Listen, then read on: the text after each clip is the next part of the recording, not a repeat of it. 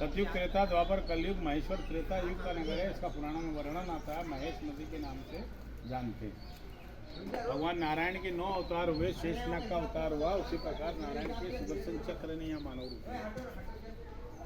तो कहलाए थे कार्तवीर्य सहस्रार्जुन सहस्रबाहु।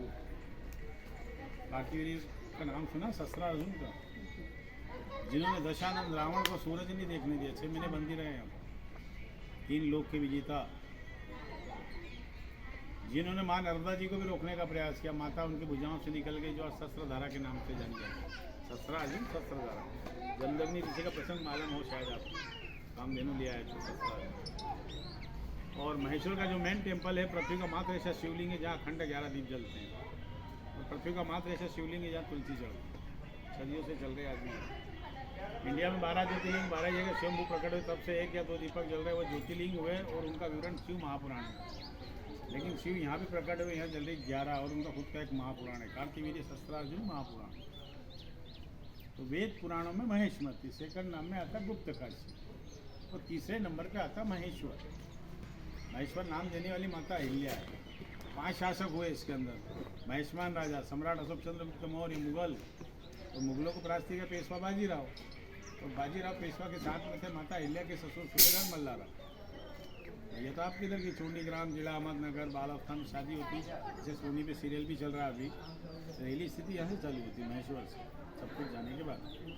और दुर्भाग्यपूर्ण 29 वर्ष की आयु में पतिदेव कुंभलगढ़ में मारे जाते हैं। 17वीं शताब्दी सती प्रथा का प्रचलन था उस समय। जिस नारी के पति का निधन उसकी मदद करता है, मर्जी से जाए तो ठीक, मुंडन करके एकांत में छोड़ देते। तो माँ अहिल्या सती जा रही थी, ससुर जानते थे कि मेरी बहू एक धर्मपरायण नारी जाएगी, मानेगी नहीं। बहू से ससुर आग्रह करता, मैं बुजुर्ग हो गया, मेरा एक बेटा तो चलेगी, तू भी चली जाएगी, रियासत बच्चे होकर कल्चर यहाँ से समाप्त हो जाएगा। तो पलट के जवाब देती है, पिताजी मुझे मेरे पति धर्म से रोकोगे, संसार मुझे क्या करेगा, और मेरे लिए ऊपर नरक के दरवाजे खोलो। ससुर जी कुछ समय के लिए मौन होते हैं, फिर बोलते बेटा हर धर्म से बढ़कर एक धर्म होता है, और उसे कहते हैं मानवता। जो मनुष्य जन कल्याण, समाज कल्याण, धर्म कल्याण के लिए जीता है, वो हमेशा सोचता। और उससे भी बढ़कर एक धर्म है, उसे कहते हैं माँ का धर्म। इन बच्चों का क्या कसूर है, और ये मालवा की प्रजा, ये भी तेरी संतान ही है। ससुर की इन्हीं बातों का इन पर प्रभाव गिरा, और सती न जाते हुए 1767 से 1795, 28 वर्ष, 70 वर्ष से जाए, एक ही लक्ष्य, मानव धर्म का पालन। राजकोष में जो भी धन आता था 90% जनता की भलाई के लिए। इंडिया में ऐसा कोई तीर्थ है, ऐसा कोई ज्योतिर्लिंग नहीं बचा जहाँ देवी अहिल्या ने कार्य नहीं किया। देखोगे चल गया, अभी ज़्यादा पढ़ी लिखी भी नहीं थी, लेकिन माता पिता ससुर के मार्गदर्शन से वेद पुराणों की ज्ञाता बनी, विश्व वंदनी। इस इंडिया को छोड़ दो, इस पृथ्वी लोक में आज तक ऐसी कोई शादीशुदा स्त्री नारी नहीं हुई जिसे देवी का पद मिला। वो शादीशुदा भी थी, बच्चे भी थे, फिर भी देवी अहिल्याबाई। आप कोर्ट में जाते हो, न्यायालय जाते हो, गीता पे वही शख्स हाथ रखता जो गवाही देता है। रानी है तो न्यायाधीश भी वही है, जज भी वही। लेकिन जब भी राज दरबार में न्याय के लिए बैठती शिव जी बात में, ऐसा कोई जस्टिस नहीं हुआ। 19 श्लोक अहिल्या भी कहा जाता है, बहुत कम लोग जानते हैं। मैं आज आपको बताता हूँ 19 श्लोक का मतलब क्या होता है। कोई शास्त्र या ग्रंथ में कोई श्लोक होता है, आप उसे पढ़ोगे तो आप पुण्य के हकदार बनोगे, तब कि जब पढ़ोगे। उसी प्रकार इनके दर्शन किए, नाम लिया, याद किया, तो पुण्य के हकदार आप हो गए। लोग में आज तक ऐसा कोई मानव दानव देव असुर ने कोई शास्त्र में लिखा, नहीं किसी ग्रंथ में लिखा हुआ है कि किसी ने 1.25 लाख शिवलिंग का रोज पूजन किया। वो जब तक रही 28 साल अकेली नहीं कर सकती थी। 108 ब्राह्मणों की सहायता होती थी इसमें। 108 ब्राह्मणों की सहायता से नर्मदा मैया से मिट्टी लाके 1.25 लाख शिवलिंग का डेली निर्माण, बनाना, पूजन करना, अभिषेक करना, विसर्जन, एक उद्देश्य मेरी प्रजा सुखी रहे। वो कार्य आज भी चलता है। वर्तमान में 11,000। महेश्वर में कोई प्राकृतिक आपदा विपदा प्रवेश नहीं करती, वो कार्य आज भी चल रहा है। शिव महापुराण के अनुसार दर्शन भी किए तो 12 ज्योतिर्लिंग आपने एक ही जगह देखी, तो रोज पूजा करती, इसलिए पुण्य श्लोक अहिल्या कहा जाता है। और इतना होने के बावजूद जीवन में सुख क्या होता है उन्होंने कभी देखा नहीं। इनके आंखों के सामने इनका सर्वस्व समाप्त हो गया। 1754 पतिदेव कुंभलगढ़ राजस्थान मारे गए। 1766 ससुर जी आलमपुर विंडम मारे। 1767 पुत्र मालेराव मात्र 22 साल की आयु मारे गए। 1791 एक माँ के सामने बेटी सती चली जा रही। 61 सास गौतमाबाई ने कुल मिला के 25 मौतें उन्होंने अपने ही वंश के अपने सामने देखी। इतना बड़ा दुखी इंसान कौन सा हो, अपने वंश में 25 मौतें उन्होंने देखी। इनके ससुर थे सूबेदार मल्लाराव, उनके बड़े भाई तनु जी थे। तनु जी के लड़के तुकोजीराव प्रथम, जो मैया से उम्र में 1 वर्ष बड़े थे, मैया का जन्म 25 का, उनका 24 का। वो अंतिम समय जब था माता का, तो वही समित उन्हें ही उत्तराधिकारी के रूप में नियुक्त किया, तब जाके ये वंश आगे चला। ये सारी संतानें तो गुजराओ, माता के बाद माता जी का कुछ नहीं था। और इन सभी जी सबके बॉस थे छत्रपति शिवाजी, जिनके द्वारा अलग अलग प्रांत सिंधिया, पवार, होलकर, गायकवाड़, बाजीराव पेशवा के पिता बालाजी पेशवा, छत्रपति शिवाजी के पोते साहू महाराज, संभाजी के लड़के। 1730 सूबेदार मल्लाराव को 74 सरगना, आज जिला संभाग बोलते हो ना, वो सरगना ने एरिया होता था, जिसमें दिल्ली, आगरा, पूना, मालवा सभी आ जाता, निमाड़ भी आ जाता।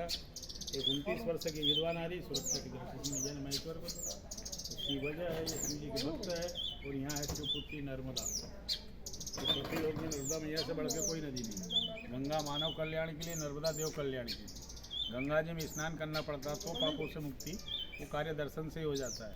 और स्नान किया तो पाप की बजाय श्राप से मुक्ति। इस पृथ्वी लोक में कोई नदी नहीं है जिसका पुराण हो, नर्मदा मैया का है। इस पृथ्वी लोक में कोई नदी नहीं जिसकी परिक्रमा की जाती, इनकी की जाती है। इस पृथ्वी लोक में कोई नदी नहीं जिसे शिवलिंग की प्राप्ति। नर्मदा के कंकर कंकर शंकर है, जगत के पालनहार है राम। लंकापति का वध किया राम स्वयं नारायण के 7वें अवतार। रावण के पिता ऋषि विश्वा थे, ब्रह्म हत्या का दोष राम जी के ऊपर। प्रभु मेरे लिए उपाय बताइए। जगत के पालनहार राम शिव जी को याद करते, भोलेनाथ कहते नर्मदा में डुबके जाते। जगत के पालनहार नर्मदा में स्नान करते, ब्रह्म हत्या के दोष से मुक्त हो जाते। वो नारायण और मनुष्य, वो नर्मदा से नाम पलट देते रहे। वाह, इनके सही के हनुमान थे, शिव जी के 11वें रुद्र। मेरे लिए भी उपाय बताइए। मैंने लंका जलाई तो वहाँ ब्रह्म राक्षसी मारी गई। भगवान शिव कहते हैं मारुति नंदन नर्मदा में डुबकी लगाओ, वहाँ से पत्थर निकालो, उसकी स्थापना करो। वो कहलाता हनुमंतिया। नाम सुना? शिव जी के नर्मदा नाम क्यों है, ऐसा बताता हूँ। शिव के कंठ से, ये जटा से पसीने की बूंद यहाँ कंठ पे, ये कंठ बोलते हैं, तो गिरती कन्या बन जाए। पसीने की बूंद कन्या बन, कन्या के चरणों के नीचे जल जा रहा। साथ ही देवता जो खड़े रहते हैं स्नान करके श्राप से मुक्ति पाते हैं, पीड़ा से मुक्ति पाते, बस सुरती वो भी सुना। वो नाम रखते नर मादा, वो इसलिए है देवों के देव महादेव, देवी नहीं देवता, देवता तो नर। और नर के शरीर से जो पसीना गिरा वो कन्या है। माता देवी कुछ भी स्त्री, स्त्री का दूसरा स्वरूप मादा होता। नर के शरीर से मादा का प्रकट होना नर मादा। ये पालकी माता जी का जिससे आना जाना करती थी, वृद्ध हो गई थी। और इधर घोड़ा नंदी हाथी, इंडिया का राष्ट्रीय ध्वज क्या तिरंगा होता है ना, बोलकर राज्य चिन्ह नंदी और घोड़ा। नंदी जी शिव जी के वाहन, मैया जी शिव जी के भक्त, घोड़ा मराठा के कुल देवता खंडोबा का वाहन। मैंने कहा 256 वर्ष पुरानी इमारत, उस समय चूना रेत होती थी, सीमेंट नहीं होता था। इसके अंदर 4 चीजें मिश्रण की जाती थी, गोंद, गुड़, सरस, उड़द। लिखा हो प्राप्ति 30 और 33 66 का निर्माण ऊपर लिखा हो।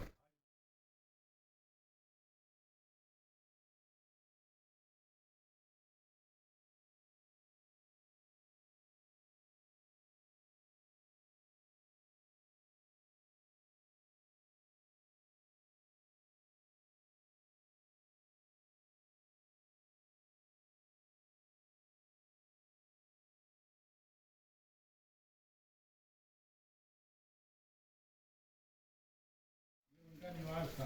सारा जीवन सन्यासी का जी, जन्मीन देव के साथ रहने कभी नहीं पाएंगे। आई हाँ? पालना है बच्चा, मिल जाओ, फोटो मत लेना, खेलना नहीं है।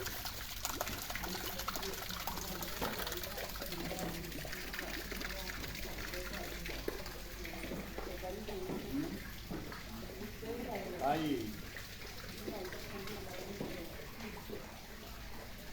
ओम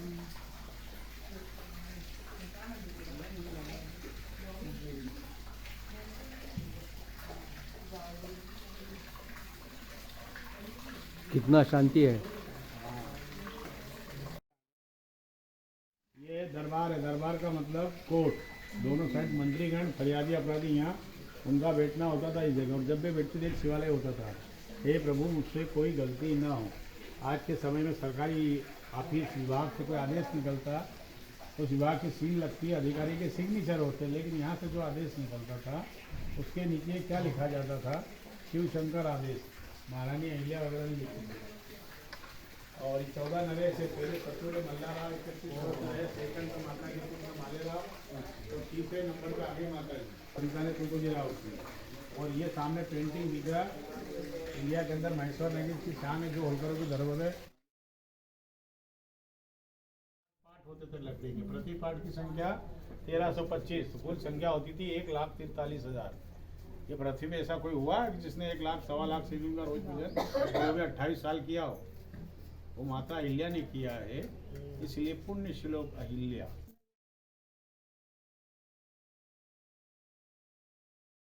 शरीर के जितने भी जेवर थे उनको बाहर किए, उसमें से रत्न निकाल दिए, बचा सोना गोल्ड, उसकी बनाई सालंका यानी जलाधारी, और रत्न को दे दिया शिव का आकार।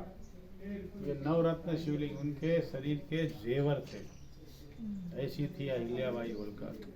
तो जेवर बना दिए तो सुरक्षित है, रत्न आभूषण होते तो गायब हो जाते।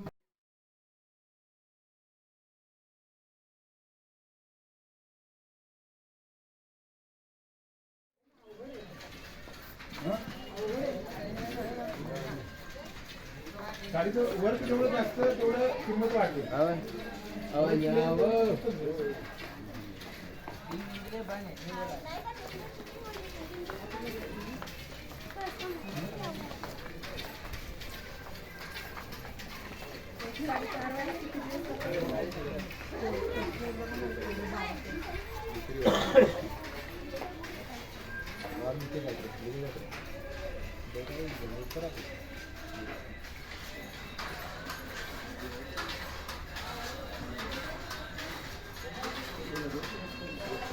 एक साड़ी बनाने में कितने दिन? क्वालिटी के ऊपर निर्भर करता है। बूटी बूटा अगर डालना है तो वो साड़ी बनेगी 8 दिन तक। 8 दिन की मजदूरी कितनी हो गई? 500 के रोज की 4,000।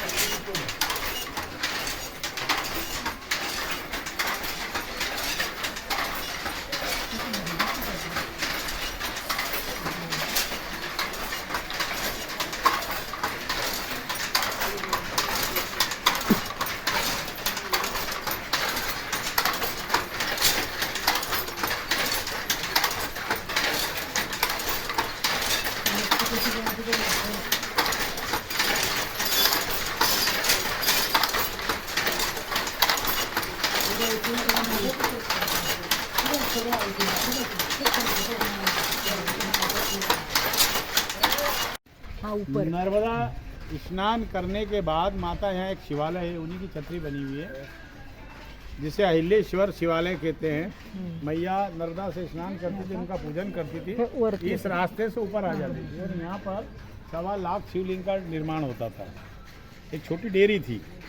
1795 में उनकी मृत्यु और 1799 में इस मंदिर का निर्माण हुआ, यानी माता के जाने के बाद। आप थोड़ी देर के लिए सोचिए कि अगर अपना कोई वारिस नहीं है और जिसे भी अपना वारिस बना है वो अपना ही वंश कहा जाएगा। ये आपका कोई नहीं, अपने जिसे भी अपना वारिस। तो तुकोजी राव की 4 संतानें थी जो गद्दी पे बैठे थे। वो 4 संतानों में एक संतान थी यशवंतराव प्रथम, 6ठे नंबर के राजा। उनकी पत्नी बोलती है मेरी नाना सास ने सारे इंडिया में कार्य किया, माँ इंडिया ने किया, अपने लिए कुछ नहीं किया। एक बहू ने अपनी सास के नाम को अमर बनाए रखा। श्रद्धांजलि के रूप में इस मंदिर का निर्माण किया। इंडिया में यह पहला टेम्पल किसी बहू ने सास के लिए बनाया और किसी बेटे ने माँ के लिए। दुनिया के 7 अजूबों से 8वां कह दो या पहला कह दो।